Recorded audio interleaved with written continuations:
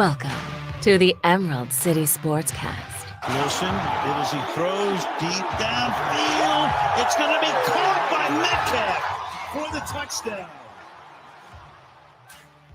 Hosted by longtime Northwest sports journalist Dan Viennes.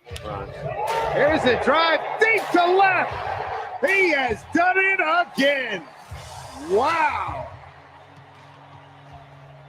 Kyle Lewis, 3 games, 3 home runs. Mariners have a 5-2 lead. Brought to you by Hollywood and Vines Recording Studio.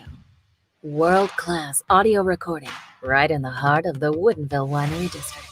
Wide receivers to either side. Russell takes the snap, drops back. He's going to throw down the middle. He's got a man. The ball is caught. Game over, baby. Touchdown. The game is over.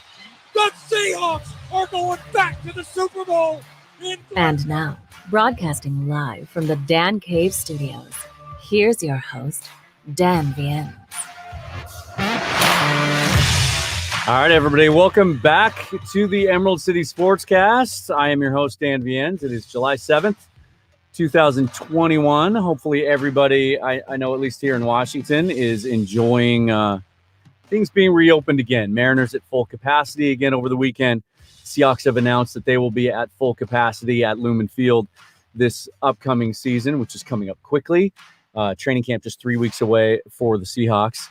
But we're going to talk all baseball today. Today is our Mariners midseason wrap-up show or review show, part review, part preview. Longtime friend and guest and friend of the show, Erik Briggs, will be joining me to break that down in just a moment. But before we turn to baseball, let's stay on football. If you're watching, you can see the graphic. Let me bring that full screen again. Big show coming up on July 19th. Just under 2 weeks now at Ozzy's Tavern in Seattle. It's in Lower Queen Anne on Mercer and First. Old school, classic, historic tavern in downtown Seattle. If you've never been there before, part sports bar, part neighborhood lounge, part nightclub. We're going to use it for the former. Really excited about this. Bill Alfstad and Keith Myers of the Seahawks Playbook podcast. They've been on my show. I've been on their show. One of the best Seahawk podcasts out there. If you haven't listened to it, you should definitely check it out. We started kicking this idea around a couple of months ago when Bill said that he was going to be coming up to the area and visiting. Bill lives in Arizona. Keith lives in the Portland, Vancouver, Washington area. And so it started as just kind of a brainstorm, and now it's a thing. The three of us are going to get together at Ozzy's and do a live, kind of a combined crossover episode of our podcast. The three of us, we're going to live stream it, and then we'll both post it to our respective podcast platforms. And we're going to do a Seahawks training camp preview. It's going to be 2-3 hours long. It's going to be during happy hour at Ozzy's from 3 to 6. So come on down and enjoy the specials. We got some cool giveaways. We've got Seahawks preseason tickets to the Chargers game to give away. They're my tickets. They're good tickets. Don't screw them up.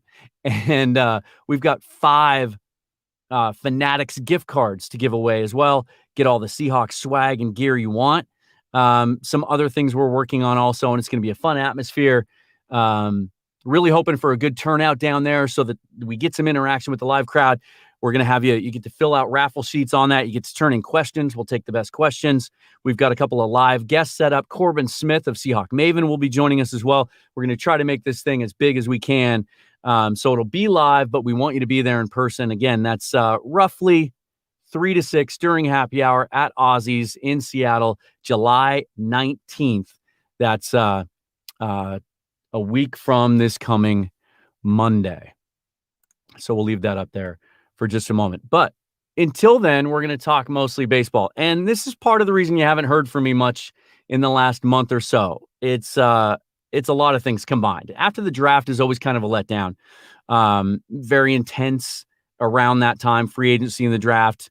And then there's kind of a dearth of news after that. It's early in the baseball season. A little bit of burnout goes into that, and things have been picking up. Life's busier. Things are opened up again. Work's busier. So took a little time off, but it's time to get back into it. Erik and I are going to go over, basically, we're going to look back at the first half of the season, kind of give you some of our thoughts on pleasant surprises, biggest disappointments, where we think this team really is. A lot of debate out there. Should they go for it? Should they be aggressive at the trade deadline? Should they stay the course? Some people are getting impatient with the rebuild, getting impatient with Scott Service and Jerry DiPoto. They want to win now. It's understandable. Is it the right time? What about Mitch Haniger? Should they trade him? Should they trade some of their bullpen pieces? We'll discuss that. We'll actually look ahead to the draft as well, happening this weekend, later than normal, in conjunction with All-Star Weekend. I actually think it's a good move by MLB. We'll talk about our favorite draft prospects. The Mariners hold the number 12 pick. And then we'll look ahead to the second half of the season and discuss where we think this season is going. So let's just get right into it. Let's bring Erik in from his palatial estate in the Phoenix, Arizona area. Thanks for joining us again, Erik. How you doing, buddy?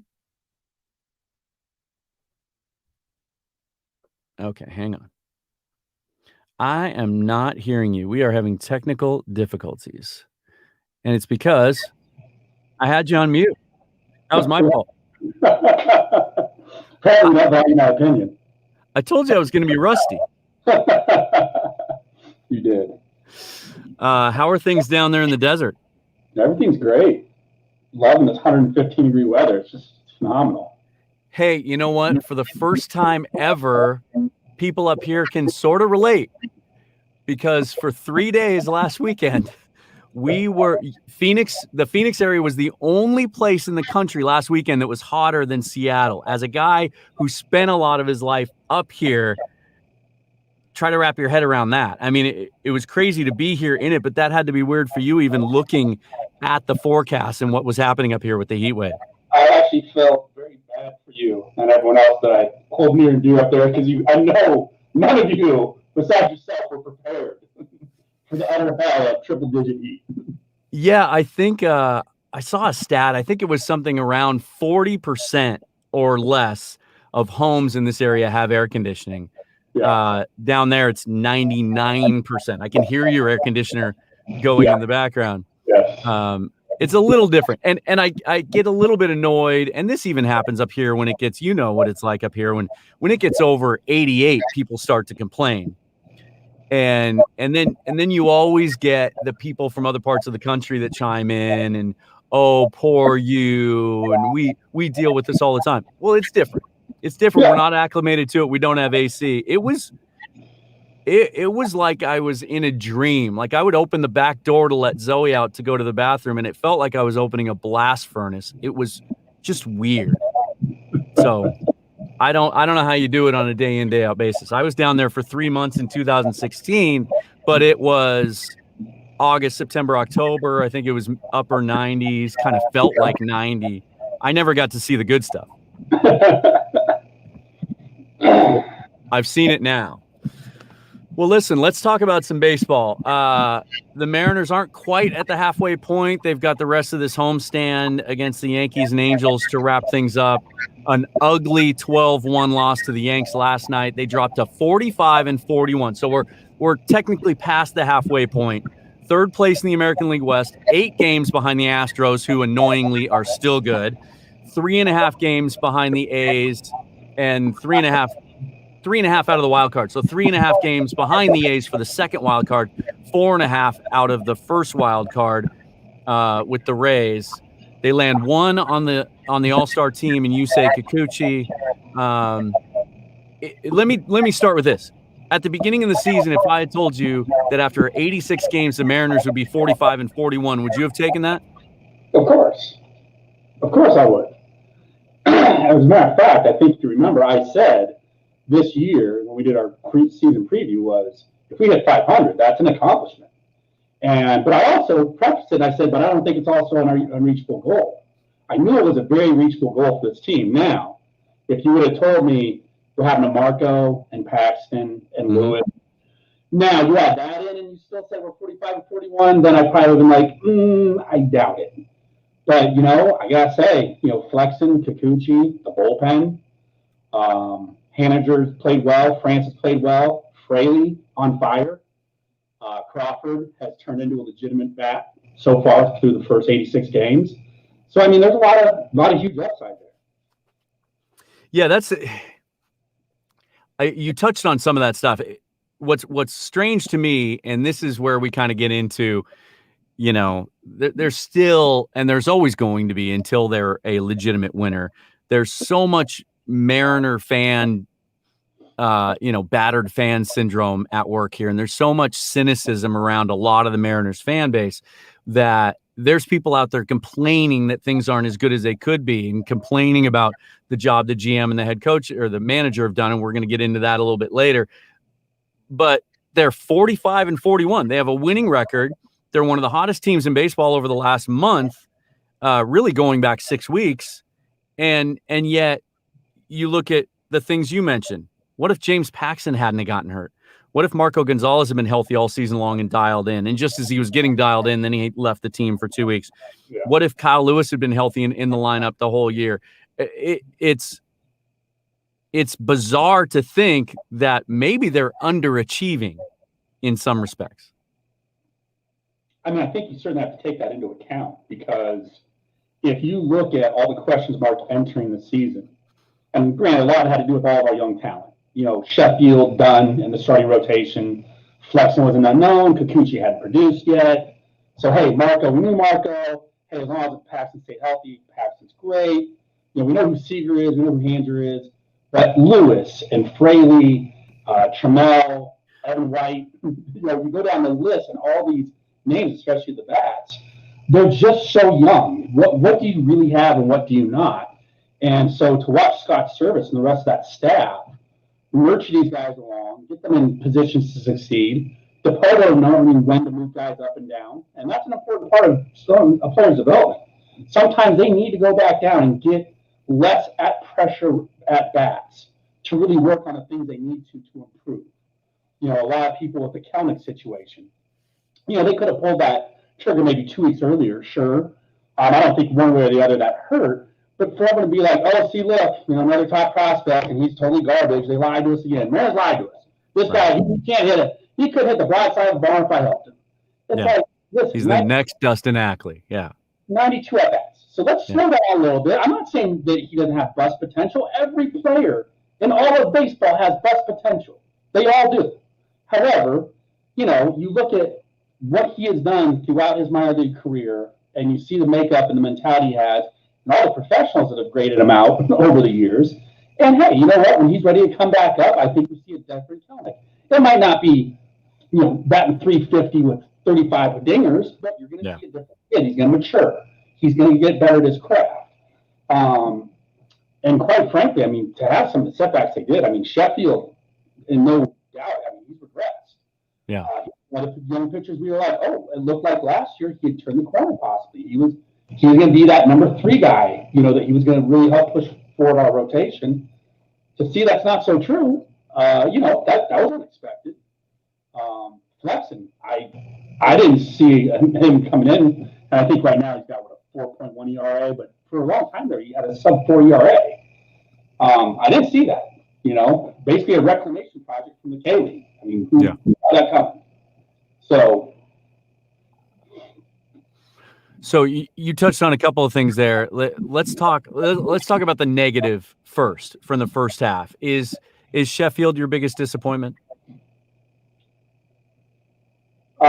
Yeah, I don't give that a tie between Sheffield and Evan White. Now I know what White ended up with an injury, but this was kind of the year I was expecting to see something out of him as far as a step forward. Again, if he ended up at the end of the year hitting 255, 260, that would have been a step forward. So it's not like I expected Evan White to hit 300 for us.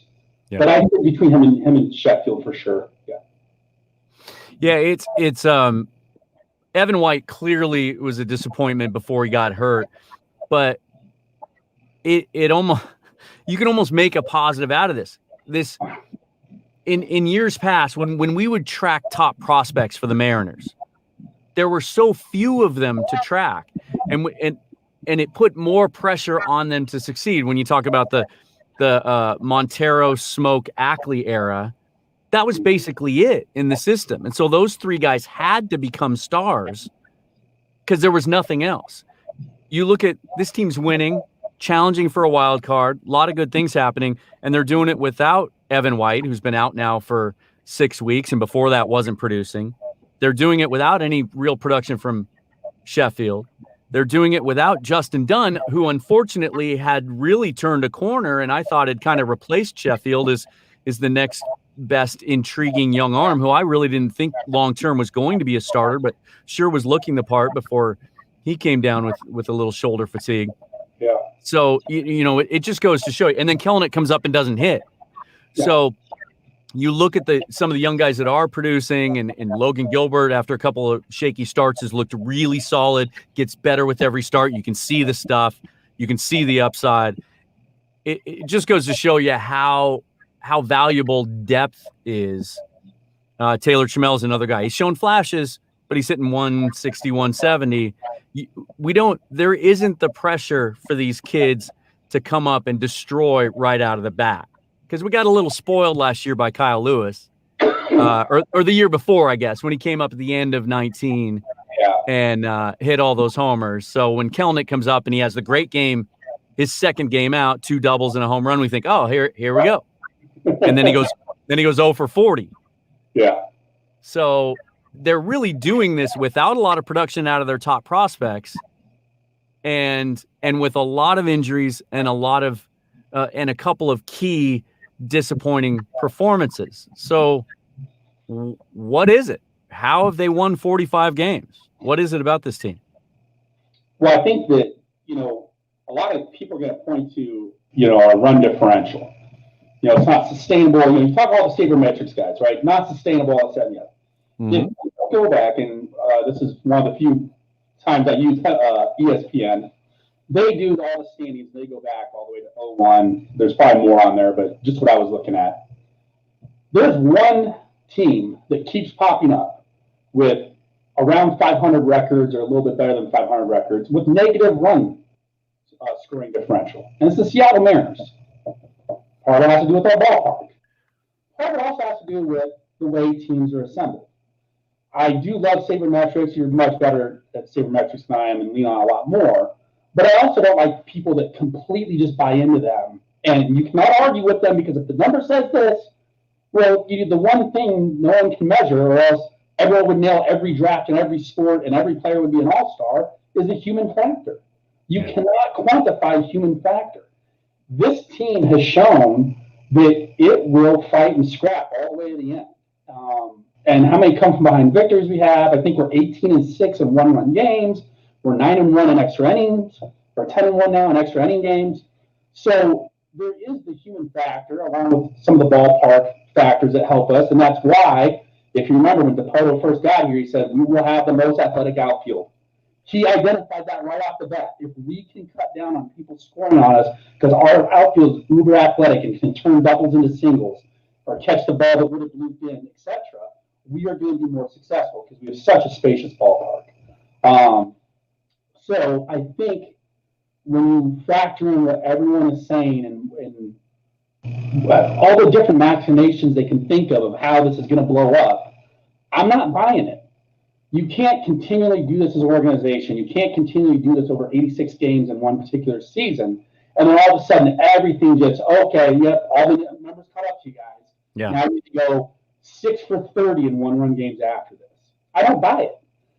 This team has a real belief in itself. This manager's done a great job. The whole coaching staff done a great job instilling that in these guys and giving them the opportunity to really play through it and show them that they belong there and they've earned their spot. So, we've had, like every big league club, we've had some unfortunate injuries. We've had some players not develop. Some of our top prospects aren't quite there. But then some of those guys that were kind of just add-ons, Jake Fraley, hitting 270. Well, guess what? That takes a lot of pressure off Trammell or Lewis being hurt or Kellenick coming up. Ty France, Luis Torrens, or even Jake Bowers. If you look at Jake Bowers' average since coming to the Mariners, I think he's hitting like 270-something, 260-ish, 270-something. So, I know he's at 210, but that's not what he's done for the last 3 weeks since he's been a Mariner. So these guys have found a way to make it work. And then obviously you can't take away what that bullpen did for such an extended period of time. And even though, yes, that has regressed slightly, it's still a very good bullpen. They don't give up a lot of runs once they hit the 7th, 8th, and 9th inning. Right. You know, I'm glad you talked about the job the manager and the coaching staff has done. So I want to wait until the end, basically, to talk about the general manager.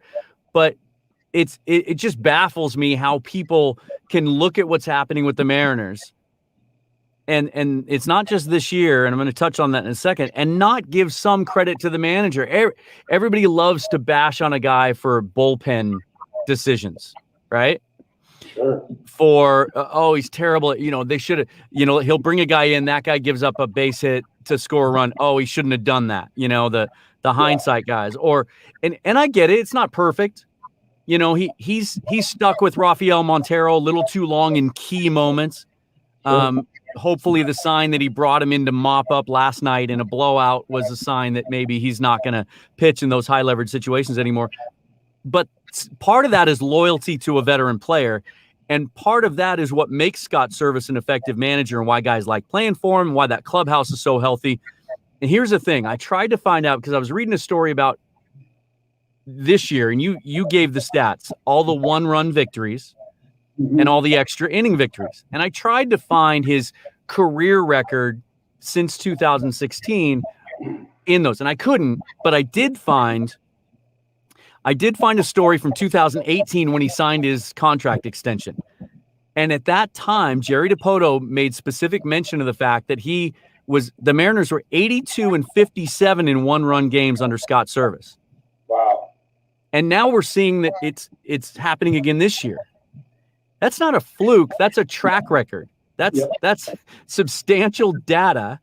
And the only conclusion can be that most of those decisions that are made in tight ball games are working out, and that the players are executing the way the coaches want them to, and that players are motivated and like playing together, and that's a good clubhouse situation. There's no perfect managers in baseball. There's maybe 3 or 4 that are considered elite. They're essentially interchangeable, even with the good teams. Yeah. You have to give Scott Service credit for some of the good things we've seen on the field with the Mariners. And I don't really understand the criticism. I don't. Well, I think a lot of times, too, with especially the Mariners side of the fan base up in Seattle, what I've also noticed is, they are, fair weather fans, which is fine. We as sports fans deal with people who take it as seriously as us or not as serious as us, and that's fine. Whatever, your interest level is your interest level. But they speak so definitively. I think that's what annoys me. Like, they actually know better. Like, oh, yeah, Service, worst baseball manager of all time. Mm-hmm. And you're really going to say that, and yet you couldn't even name our starting lineup. But you're going to say that. And I actually blame a lot of it on the press that is up in Seattle, because I feel like, especially over the last 10 years, that, because I've been here 15 years now. The last 10 years, I relied more and more on the internet to get my news from Seattle and keep up with my teams and everything. And I've gotten away from the national stuff. I want to go back to the local stuff because I feel the connection there with my team. Same. Yeah. But I started to notice these articles from a national guy, from a local guy, starting to look real similar to me. It's like the free thought or the challenging of the norm of what to write and how to write it up. It just seemed like it wasn't there anymore. And maybe that's we were spoiled with when we came up in the Seattle sports scene and all the great writers we had and, how much passion they had for it. I almost wonder, do we have a bunch of people that got hired from out of town that, it's my job, but I don't really care. And so I think they then see that, on the front page or when they go on their phone, commuting to work and they see some snappy headline, then they're going to go ahead and, spew off whatever they say. I mean, I don't think there's anyone that's a passionate baseball fan that can't say right now, having Kikuchi as the only representative for the Mariners in the All-Star game is a tragedy. It is a crime. I have 2 relievers right now on the Mariners that when you look at the rest of that bullpen that they assembled for the All-Star game, you would just be like, how? How are our guys not literally in those positions? Yeah. That comes down to, I know, the whole fan voting, this, that, and the other. But again, how many of our fans are educated to realize a manager didn't pick that squad? That was all, people getting on the internet and casting their votes and all that good stuff. So the negativity I don't get, and I don't think it's warranted, especially in Service's case. Like you said, there is no perfect manager. I know that I even voiced some of the complaints I have about him as a manager in the past on the show. But to say that means he's not a good manager is a completely different story. He is a very good baseball manager.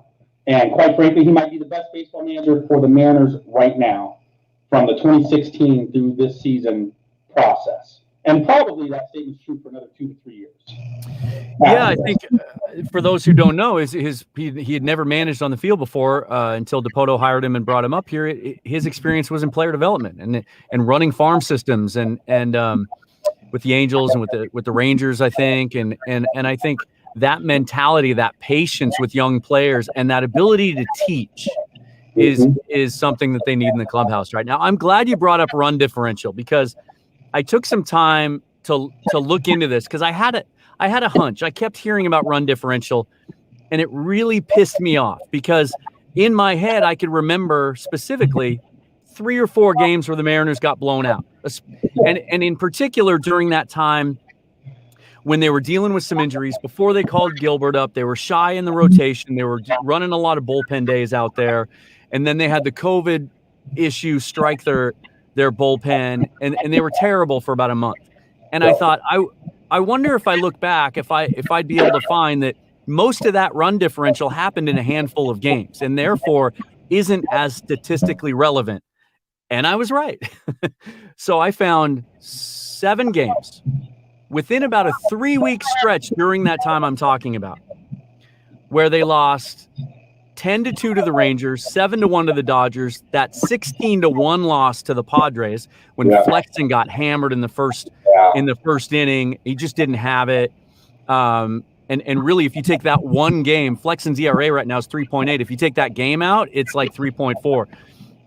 And then they lost a couple days later, 9-2, and then back-to-back nights to the A's. They lost 12-6 and 6-0, and then there's a 12-5 loss to the Angels. There's 7 games where they have a negative 55 run differential, and overall it's negative 53. Yeah. So what it means is they're not deep enough to avoid blowouts, and it's going to happen sometimes. And they were going through a period where they were shorthanded. Yeah. In this case, I think it's a worthless stat because once you get up to that even mark, even there's some teams that are negative 10, negative 11 that are leading their division in playoff hunts. Good baseball teams. I think the Yankees are -1 or -2 right in there, or +2 that we're playing right now. It's not that different. So I don't want to hear run differential again the rest of the season. Let's talk about some positives. Who have been your most pleasant surprises this offseason? I know you've touched on a couple of them already, but let's get into it. Kikuchi and Flexen. Obviously, we've been waiting on Kikuchi for year 3 now of what were we getting finally, and it showed up. It showed up in a big way this year. Flexen simply because again, reclamation project from the K-League, so you didn't really have an idea, and he's done well, and he's been very consistent outside of the one flyer with the Padres we just touched on. Yeah. I was happy to see Ty France bounce back after his struggles. I know he's still only hitting the mid-260s, but when you saw how quickly things went bad for him and then work his butt off and now turn it back around and things incrementally get better, that's a positive sign for me. I really like seeing that. Fraley, wow. I mean, he started off the season looking just like all the other young guys. I mean, wasn't his batting average somewhere around 170? And he couldn't stay healthy, and yeah. Yeah. And then J.P. Crawford, I mean, we all felt real good about his defense, everything else, but then we also saw why they were so quick to give him up. Oh, boy, he just doesn't have the bat. The bat just isn't there. And that's what we had talked about for 2 years, just no bat, no bat, no bat.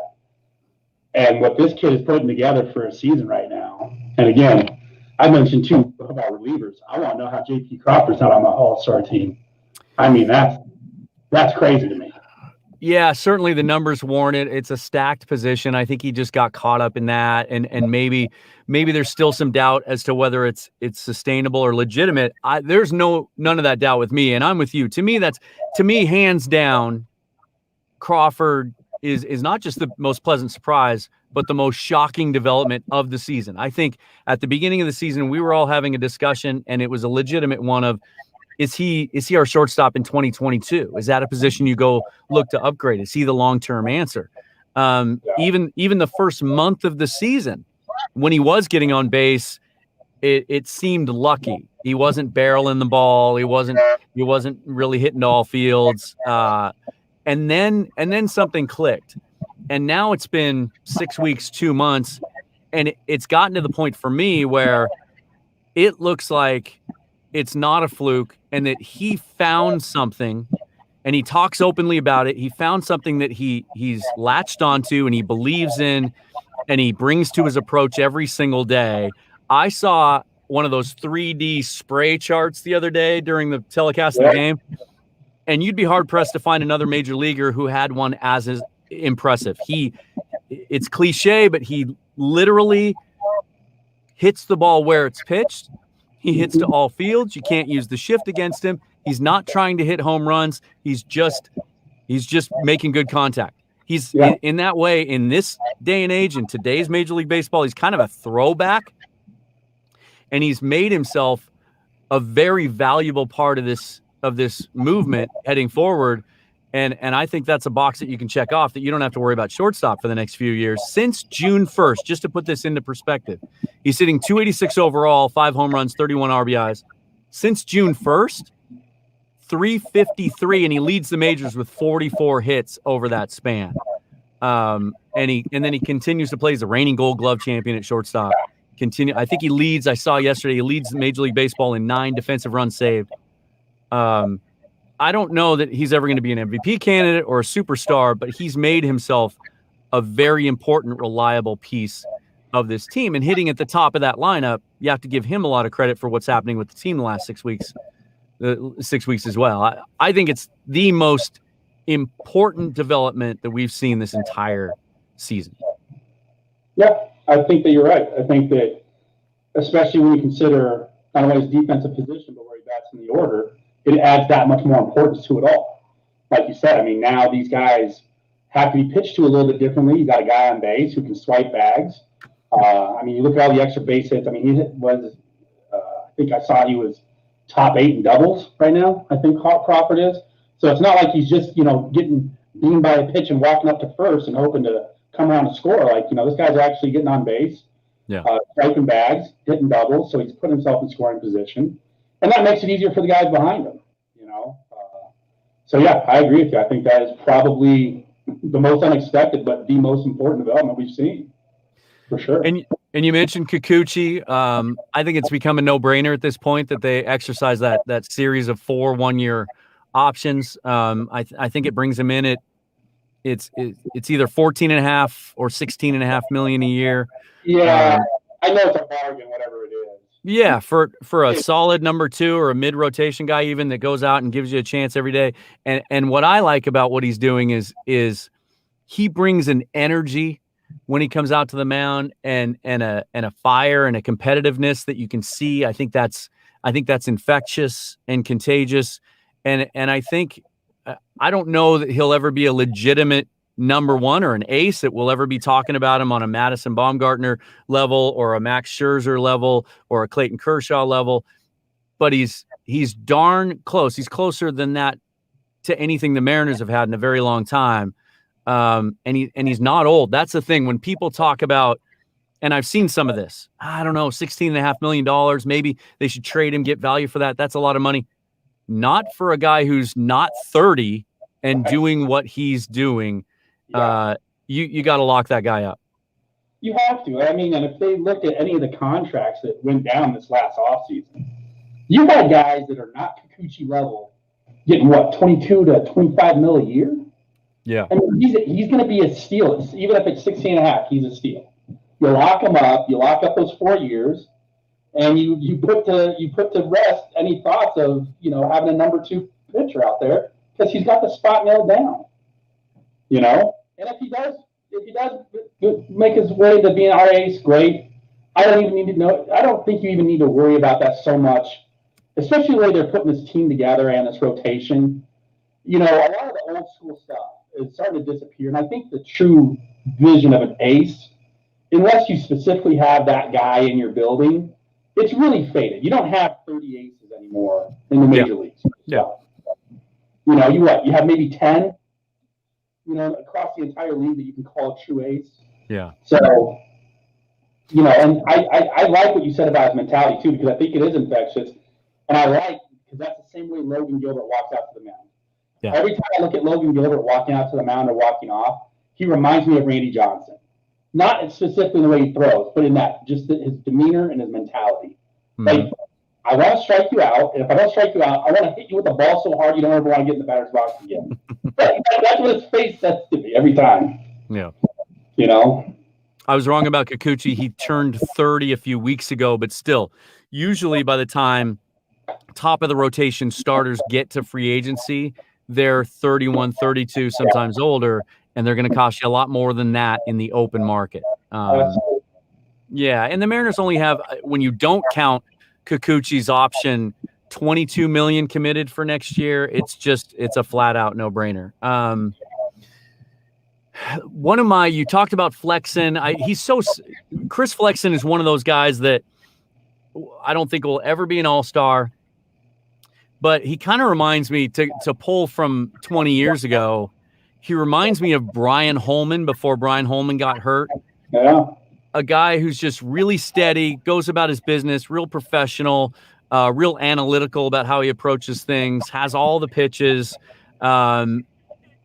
figures things out as he goes along. You'll see him struggle with a pitch during a start, so he'll go to his secondaries and kind of find a different approach.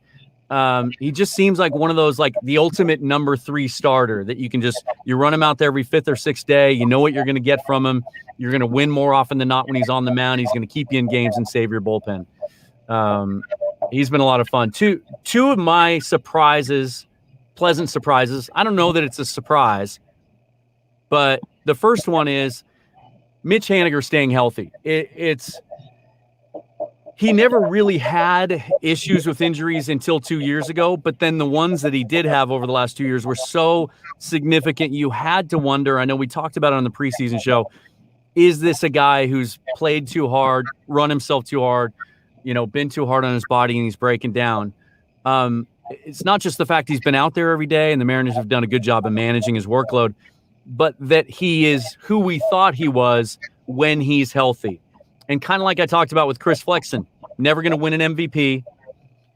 Could have made an argument for the All-Star game this year with 19 home runs, but in a crowded outfield. But a guy that you run out there every day, you know exactly what you're going to get. He's going to come through in big moments. He's going to be consistent, and he goes about his business every day. And then here's my other one. And I don't know how you categorize this. Maybe I'm pleasantly surprised at how Jerry Dipoto makes this happen, because he's done it time and time again. We saw it 2 years ago with Austin Adams and Brandon Brennan and some of the other guys.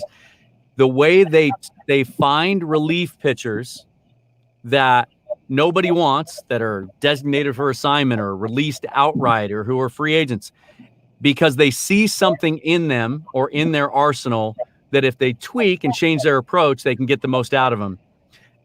And when all that stuff was happening with the bullpen and the Casey Sadler was going down and Eric Swanson went down and then Kendall Graveman got COVID, and you turn to guys like JT Chargois, Steckenrider, and Seawald, cast-offs, just rejects, nobodies. I think Chargois was a minor league deal with an invite to spring training. I think Seawald might have been the same thing. Steckenrider, I think, was claimed off waivers. They have a combined whip this year, those three, of 1 in 76 innings pitched. That trio has only walked 26. They've struck out 94. They have become the anchor to that bullpen leading up to Graveman, who's kind of gotten his stuff back, it seems like, since he left. It's astonishing that the bullpen is as good as it is when you look at the names that are actually coming through and producing. Yeah. Well, I think that's something that you've seen year after year with what DePoto's done is we've always seemed to do it, like you brought up. I don't know if it's just something they saw in player development where they're like, hey, look, go grab us, boom, boom, boom, boom, boom. We know exactly what we need to fix. Or if they just utilize him differently. Maybe they're looking at a guy going, well, why aren't they having a guy in this situation? Or why aren't they having throwing more of this pitch? I don't know exactly what it is, but you're right. They've done a fabulous job. I mean, you can't knock them. To me, the poster child for this is Seawald. I mean, the guy's a kind of a journeyman, older pitcher, had mostly been a starter. And they bring him to Seattle and they say, you hit 94 at times, you sit 92, 93. Your fastball is a major league fastball, but there's nothing dynamic about it. But your slider is fantastic. Just throw your slider all the time. Yeah. And we'll bring you out of the bullpen. And it reminds me of Jeff Nelson's slider. Like, it has so much plane and break to it. And I think he's throwing it like 45% of the time, maybe more. And he's become, outside of Graveman, maybe their biggest weapon out of the bullpen. Because going into the season, what we thought the bullpen was going to be Montero, Middleton, and Graveman. Montero's been horrible. You could make a case that he should be DFA'd. Yeah. Middleton's been mostly good. They sent him down a little bit to put some things together. He dominated at AAA, and then they haven't quite worked him back into the mix for some reason. But those three guys maybe are the MVPs of the season so far. I mean, you could definitely make the argument that if they could share it, that would be my vote. And just give it to all three of them. There you go. Let's talk about the second half and what we expect. What are a couple of key things that you're looking for, either from an individual standpoint or the team as a whole, not related to trades? We'll talk about the trade deadline in just a minute. Just some performance things that you're looking for in the second half. I mean, obviously on the performance side, the young guys continue their development. You don't want to see J.P. Crawford fall off a cliff or Fraley or France. So continue to see that development is what I'm looking forward to, that they put together over the course of the whole season. Not to say there's not peaks and valleys in there. It's baseball. There's peaks and valleys. Obviously, Logan Gilbert, Kikuchi, Flexen, want to see that their development and their not development on Kikuchi, but their performance is also staying on the same trajectory it is now. And then I'd say overall for the team, again, I still go with if they're a 500 ball club at the end of the season, yeah, I think that's a huge, major step as a organizational step forward in this rebuild process. So if we're within 5 games south of 500 or 5 games north of 500, right now, I think that's going to be huge for us. I do not expect this to be a wild card team. I think putting that sort of pressure on these guys at this point would also be a little detrimental to them. There's a lot of things that can go wrong in a baseball season. We've seen a lot of them already. So the fact that we are where we are is very impressive. But I also don't want to buy into that, all of a sudden we're going to rip off a 20-game win streak like the A's did back in whatever. And Billy Bean famous. But yeah, if we can finish around 500, I mean, that's really what I'm looking forward to. I don't want to get caught up in the moment that, yes, we are playing better than expected. I want to keep my expectations where they were. Let's try to really hit that 500 mark at the end of the season, along with these guys continue to take steps forward, which obviously not all of them can. But this is why you have to find out. This is the time to find out, who's there and who's not. I'm not sure how many of the young guys are ready to come up. A lot of pitching prospects. I mean, is this really the time to bring them up at the end of the year? I don't know. Yeah. But I mean, that's all stuff that we have to look forward to. I mean, we've got 4 legit pitching prospects down there that sometime in the next 18 months probably are going to see the big leagues without any major setbacks, injury-wise. So that's where I'm at. Yeah, I think you and I are definitely on the same page on this, and I think. And I think based on his comments, it's where Jerry DePoto is too. It's just, to me, people talk about, and I've talked about it before, the hardest part of a rebuild is when you're ready to get over that hump, making those key moves to acquire veterans, and those have to work. You can't miss on those. I think this is the hardest part of a rebuild because they're playing better than people expected. And so now that people can get back in the stadium, They're getting excited again. There was a big extra inning win the other night, and they had 12,000 people in the stands. It sounded like 40,000. Everybody's excited to watch baseball again, and this team's fun to watch. And so people want to fast forward, and they want to jump ahead, and they want to add now, and they want to compete now, trade for this guy, trade for that guy. It's to sell out to do that, to me, is irresponsible. And I think you have to stick with the idea that we're still not quite ready to do that yet because there's still a gap. To me, the biggest problem with this team going into the second half is depth of starting pitching. They've been going with a 5-man rotation for the last couple of weeks because they've had enough off days. So when they get into the dog days of the second half, are they going to stick with a 5-man rotation? If they do, they're going to want to limit Gilbert's innings. They're going to want to limit his workload this year. It's his first year in the major leagues. Are they going to go with an opener? If they want to go back to a 6-man rotation, who the hell's the 6th man? If Justin Dunn comes back and he's healthy, that would help. But they don't have that depth. I mean, usually you have a couple of veteran journeyman starters in AAA who might be able to come up and give you some decent starts, like a Tommy Malone a few years ago. They don't have that right now. Their Tacoma rotation is a mess, and it's just a bunch of scrubs. They're all that pitching depth and those top prospects we talk about are in high A. Yeah. The Everett rotation's loaded. Brandon Williamson just got the promotion to Double-A. So did and Ian McKinney recently got promoted to Triple-A, but he's not one of those top guys, and Williamson's not going to be ready for a while. Next year, if they were running into an injury issue like they are now, the question would be, well, let's call up George Kirby. Let's call up Emerson Hancock, right? Let's call it Brandon Williamson. They don't have that luxury right now. And so, and you can't go out and get it. No one's trading controllable, good starting pitching right now. No. And so you have to be realistic and understand that they might be able to make a couple little minor moves, the Jake Bauers type move, or just find a guy that's expendable with another team that can help you.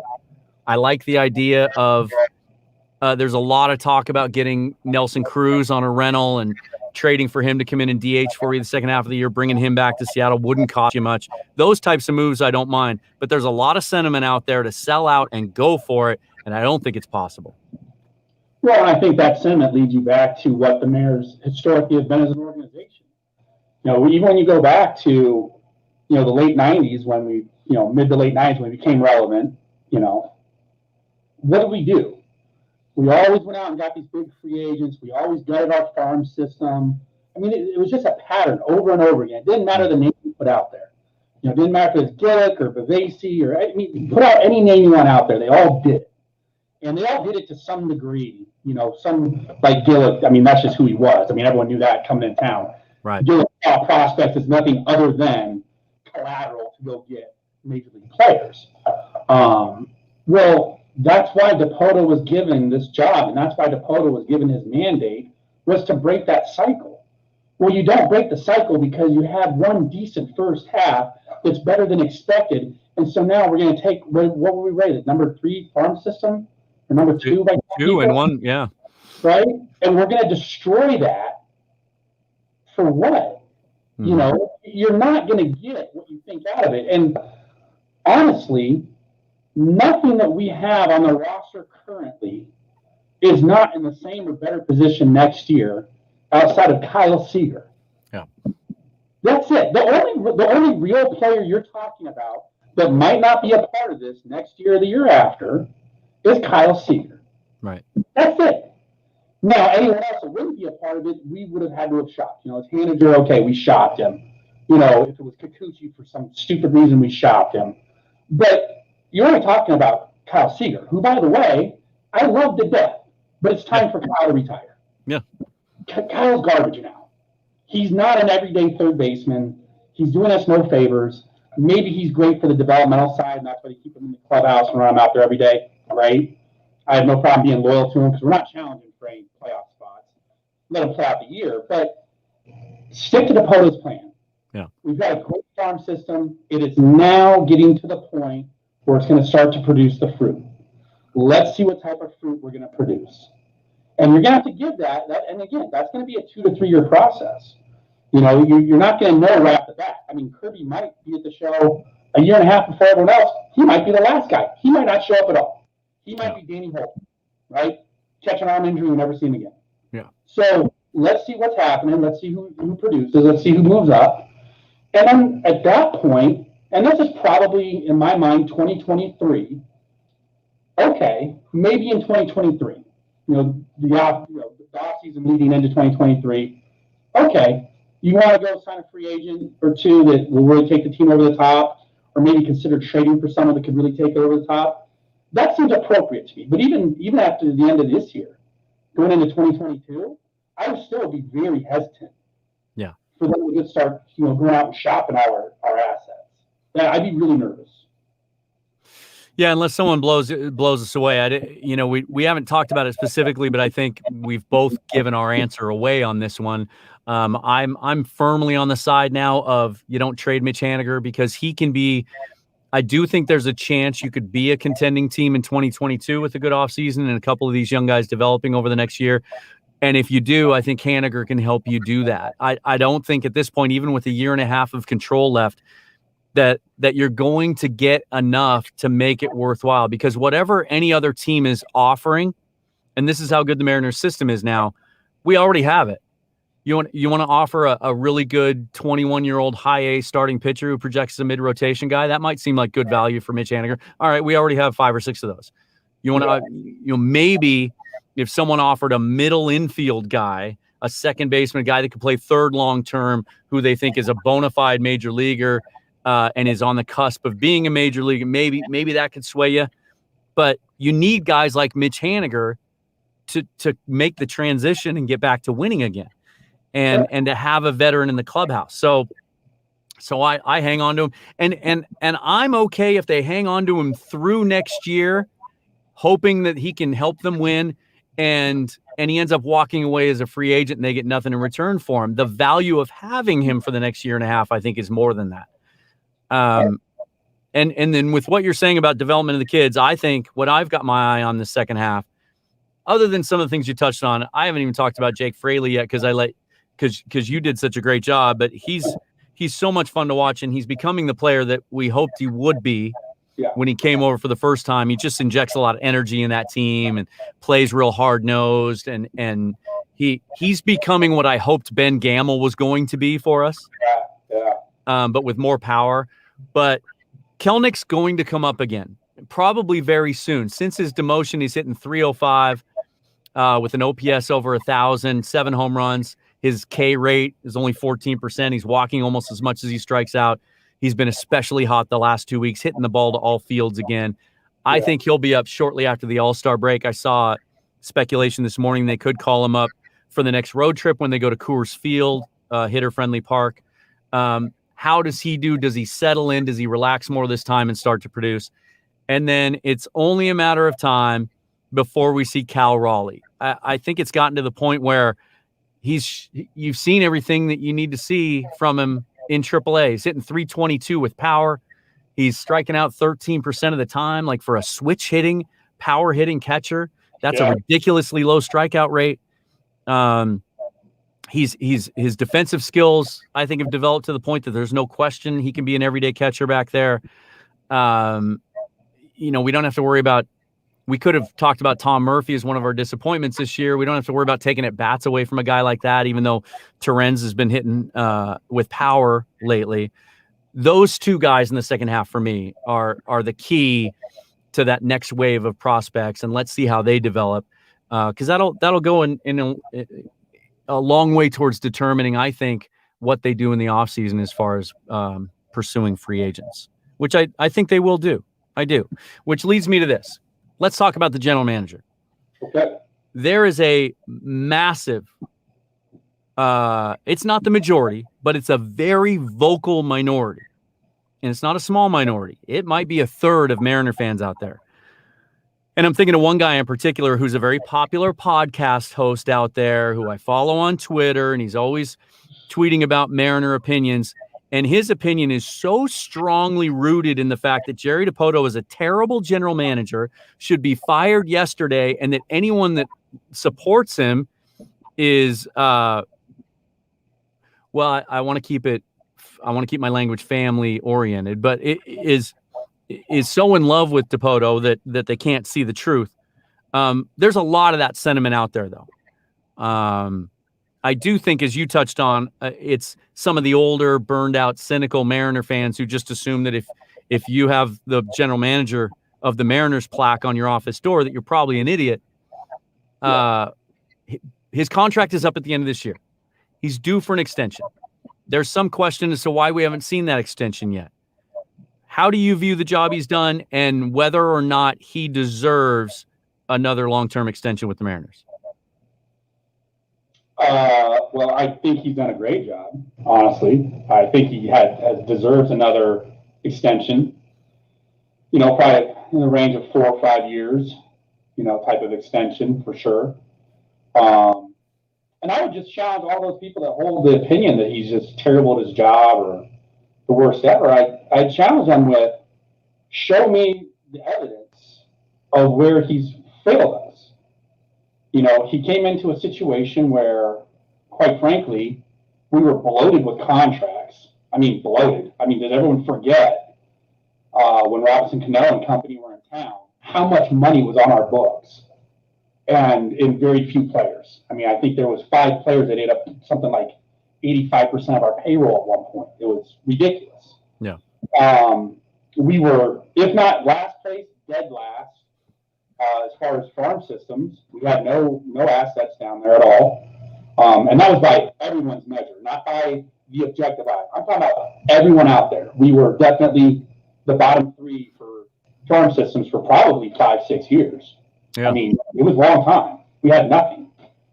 Now you fast forward to a team that out on the field, at least as of today, has a winning record, has young players that are developing, and you can see the actual development happen in front of you.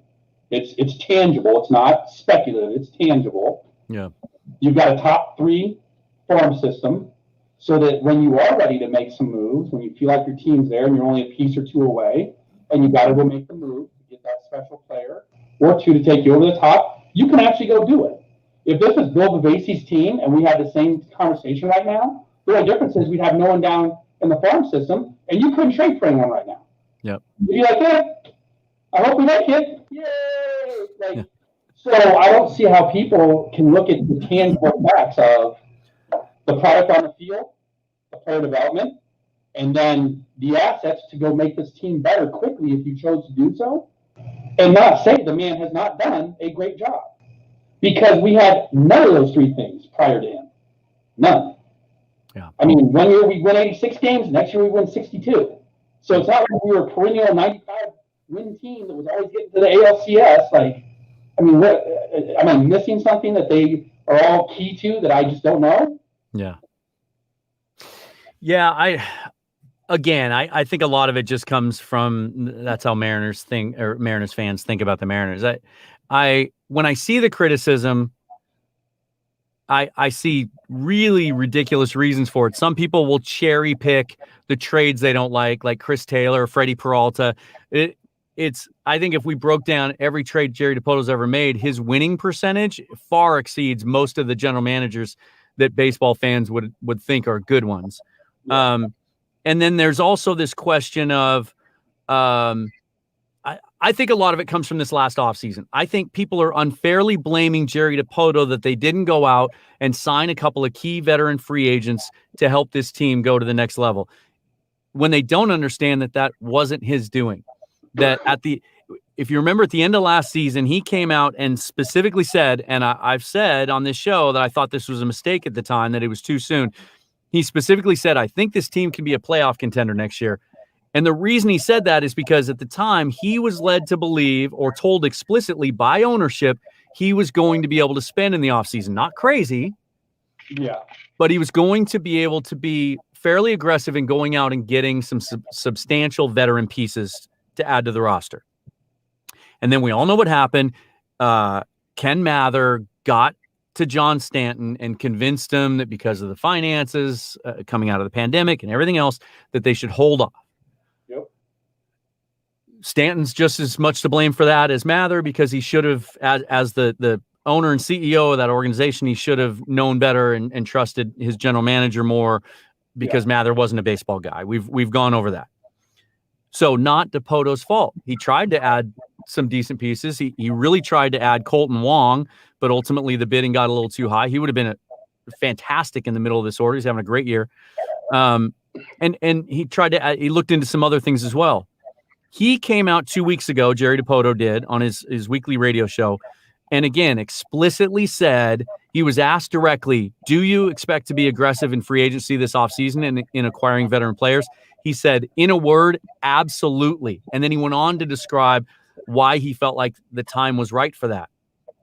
After everything PR-wise that this organization's had to deal with publicly over the last 6 to 8 months, there's no way that someone as shrewd and smart as Jerry DePoto would come out and say those things on the radio again unless he knew explicitly that he was going to be allowed to do that.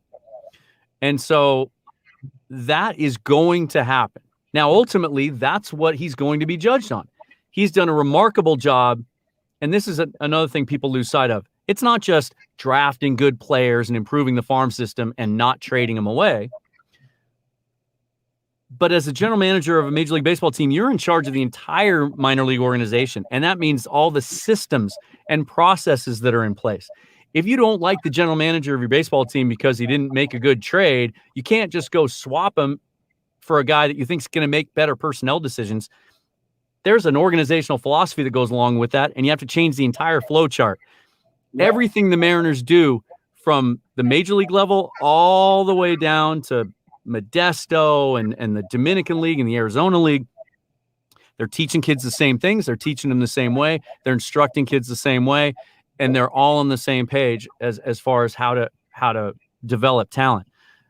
And that's working.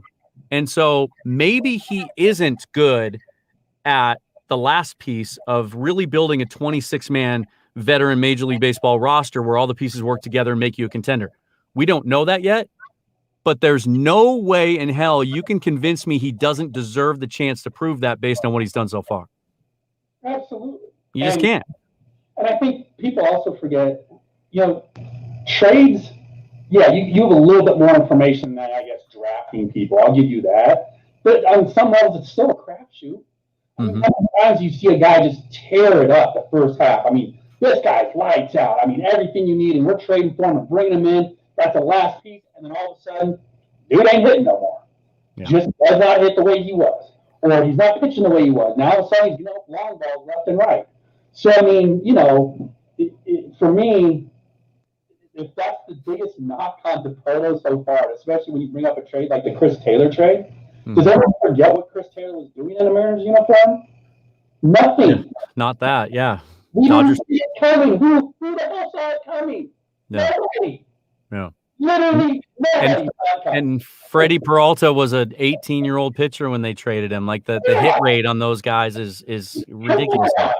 Yeah. So I mean, for people to act like they know better based off one of those sorts of trades, it's completely ridiculous. And what's funny, what I love? What I love is nowadays, because of the magic of the internet, is like you take that Freddie Peralta trade to the Brewers. He's turned into a fantastic pitcher. He was one of 3 minor league pitchers sent to the Brewers for Adam Lind. If you go back and Google hard enough, you'll find, or even look it up on Twitter, because those tweets live forever.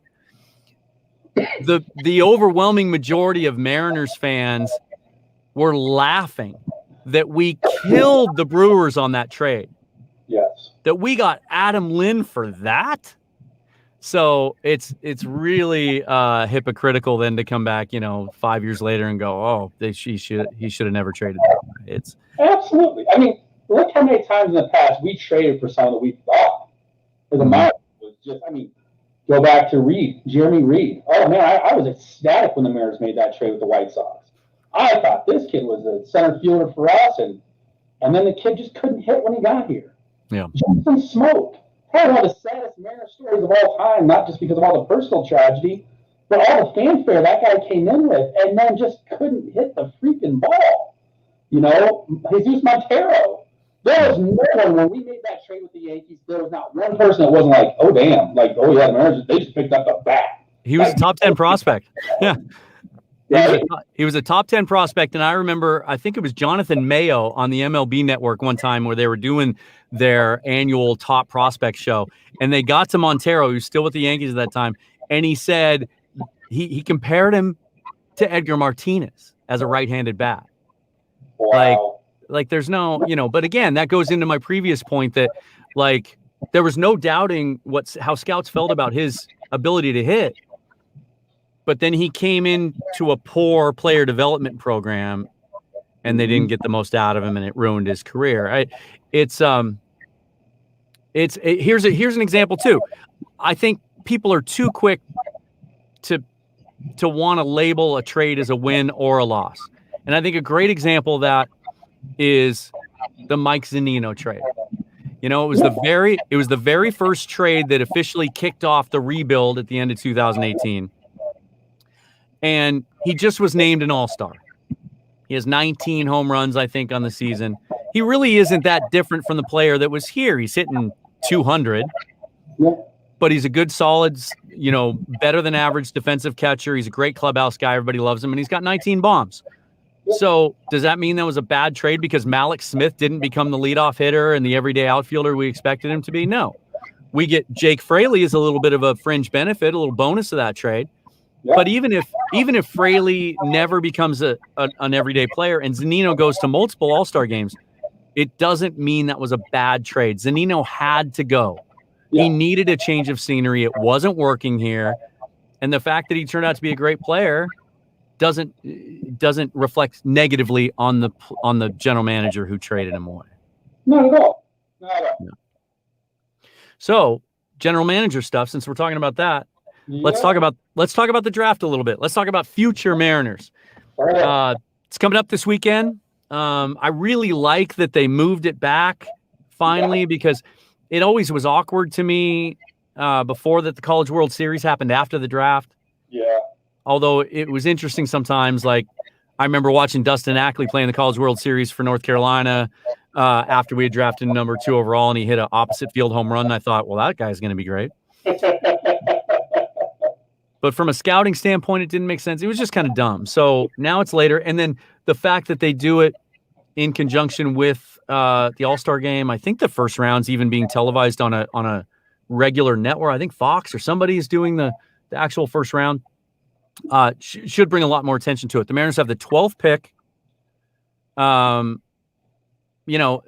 Baseball drafts, it's not like the football draft. We have tons of film on these guys, and we have a really good understanding what kind of player they are. But I know you're like me, and you've looked at some of the mock drafts and where guys that are projected to go to the Mariners, and it seems to be a pretty small group, and there's enough information out there now about kind of what direction they're looking to go. So I asked you to come up with your top 3 guys that kind of appeal to you, that you're intrigued by. Let's go one. Let's go. Well, just give me your 3. Give me your 3. Give it to me, because I'm sure there's going to be some overlap. I mispronounced the kid's name after that, but the shortstop Housey. Okay. I don't know if that's exactly the way you pronounce his name. Again, I watched all I could on him, and he just looks like that physical specimen that he's got a lot left on his frame to develop. Obviously he's a prep kid, so that makes it tough because prep position players, that's really a 4 to 5 year earliest window before you'd see them, honestly. Yeah. Not like these college pitchers we've been drafting lately where they might have a 1 or 2 year window, pandemic aside. So Housey, obviously the shortstop from UCLA, which we've been linked to by almost everyone, McLean. Although not excited about him. Like if that's what we're gonna do, I'd rather they go get another college arm, honestly, because McLean just looks like nothing to me. Like he looks like organizational fill. Like I just don't see it. He doesn't hit. He doesn't hit for power. His defense is decent. I wouldn't be surprised to have him move off shortstop even and end up as a center fielder maybe. His arm's not great. So, but McLean, I guess, is the other one. And then I really like that. What's his name? He's the prep outfielder. Walker? No, what's his name? Oh boy. See, I should have wrote this down. He's out of Florida. Dang it. Anyways, there's a prep outfielder. Trust me on this one. He's got great hair. But again, you have to realize he's got a 4 to 5 year development window at the earliest. But kid just looks like a 5-tool player. Everything I read up on him. He's got the arm, he's got the legs, he's got the bat. It sounds like the power part of his bat maybe isn't there, so maybe not quite a 5-tool, more like a 4+ guy. But again, that's another one I'd like to see. I'm a little more open to them doing some prep guys at this point. Now that we've got so much depth in our organization, I'm not so scared of them taking some prep guys on. The other thing that makes it hard with the Major League Draft is the players of all the drafts have the most power. They start telling a team, I won't sign. If you're not going to give me X amount of dollars over slot, I'm not signing. Right. So you can have people drop that you're like, oh my God, I never thought we'd get a chance to draft this guy. That's not the way the NFL or the NBA do it. So the players actually have a lot more power in this situation, unless they're a college senior, and then they're screwed. But if they're a high school player or if they're an underclassman, they can opt out of the draft and go right back to school. So. Yeah, that just made me think of something too. It'll be interesting. It'll be interesting to see how this the new rules and laws concerning profiting off your name, image, and likeness will have any effect on baseball. I don't think there's the appeal at this point where a lot of money is going to be thrown at these baseball prospects because the viewership just isn't as big, and these kids don't really become big stars. But maybe over time, once they kind of get the wrinkles ironed out from how they do it with football and some of these things get leveled out, if there is a kid that comes along, I'm trying to think of the kid last year who was the big power hitting first baseman, the blonde kid that the year before won a bunch of home run derbies when he was like 17, so he got a big name. And now I can't remember his name, so obviously that tells you that he fell off a little bit. Didn't play as well as senior year. Boston got him at the end of the first round. But every once in a while, a guy like a Bryce Harper comes along whose name is so big that, maybe these kids, if they don't get what they want because of the slot value, maybe they do go to college for a couple of years if there's a chance to make some money off their name. And just a little side note there, it'll be interesting to see how that develops. So I'll start with, we had one name that was on both of our lists, and we disagree slightly on McLean, but here's my disclaimer. I had to talk myself into the fact, because there is a lot of buzz around that the Mariners really would prefer a college bat in this spot. Yeah. They would especially like to get some help in the middle infield because it's really the weakness of their system. Sure. McLean started the season really poorly, wasn't hitting home runs, had a wrist injury, had to have a little procedure done on the wrist. Since then, he's played really well. And he's gone on a power surge. I think he had 7 home runs in a weekend series or something ridiculous like that. But you're right. He's not the kind of player that is dripping with tools, although he's a 70 grade runner. He's plus runner. Yeah. Good bat to ball skills, good contact hitter who some scouts seem to think is going to develop enough power that'll be at least part of his game. 5'11", 180. He kind of reminds me of, if you remember last year, we were having a lot of discussions about Nick Gonzalez out of New Mexico State. Yeah. Similar type player, second baseman, contact hitter, but had some power, really went on a power tear right before the draft. Mariners passed on him at 6. He went number 7 right behind him. They took Emerson Hancock instead. I kind of, you started to say, and this is kind of how I feel. If that's the way they go, I'm not going to be too happy about it. My sentiment is, if that's the way they go, all right. Because it's such a weakness in the system, a guy that could be a quick mover, who could hit at the top of the lineup, who could get on base, and some scouts feel he could stay at shortstop. If not, he can be an everyday second baseman. Some feel his arm is strong enough to play third potentially. He would be number 3 on my list, not number 1. But I'll be okay with it. Not excited, but okay with it. The guy that I really like, but that seems to be rising in mock drafts and sounds like he's tied to some other teams and won't be there at number 12, is Sal Frelick, the outfielder out of Boston College. Super interesting I player. don't think he's in. Super interesting. He's only 5'9", 175, 80. He's a plus runner. Outstanding contact hitter who doesn't hit for power at this point, but some scouts think he might develop a little bit of pop. But just sounds like a guy who can play all three outfield positions, legitimate center fielder, can play every day there, legitimate leadoff type hitter. But that's a guy that, as every day goes by, it seems like he's less and less likely to fall to the Mariners. And then the other guy that's been linked to the Mariners a lot as a college bat is Colton Cowser. Again, would not be inspired by that pick at all because we drafted Zach DeLoach last year. And from everything I've seen of Cowser, he's Zach DeLoach. He's a good athlete. He can hit. He's got some power. He can play all three positions, but he's not a true center fielder. Like, we have enough of those guys, I feel like, in our system that I wouldn't be that excited about adding another one, which leads me to your point. For the first time in Jerry DiPoto's era, in fact, I don't even think he ever drafted a high schooler with the Angels. Benny Montgomery is a kid that really intrigues me as a high school outfielder out of Pennsylvania, 6'4", 200 pounds.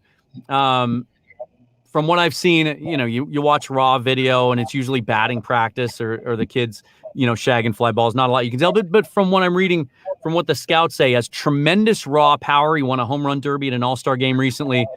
And at 6'4", 200, combine that with some scouts have timed him and have placed an 80 grade on his run tool.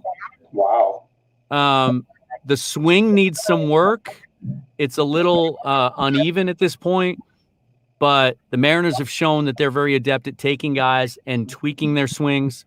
They're doing it with Taylor Trammell. They did it with Jake Fraley. They've done it with some guys from other organizations. Jake Shiner, who came over from the Phillies a couple of years ago, and is really tearing it up at Double-A. He's another guy they did a swing change with. So I don't mind.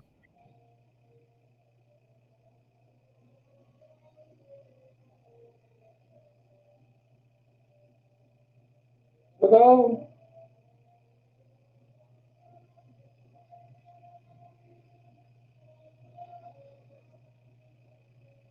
Hello. Dan.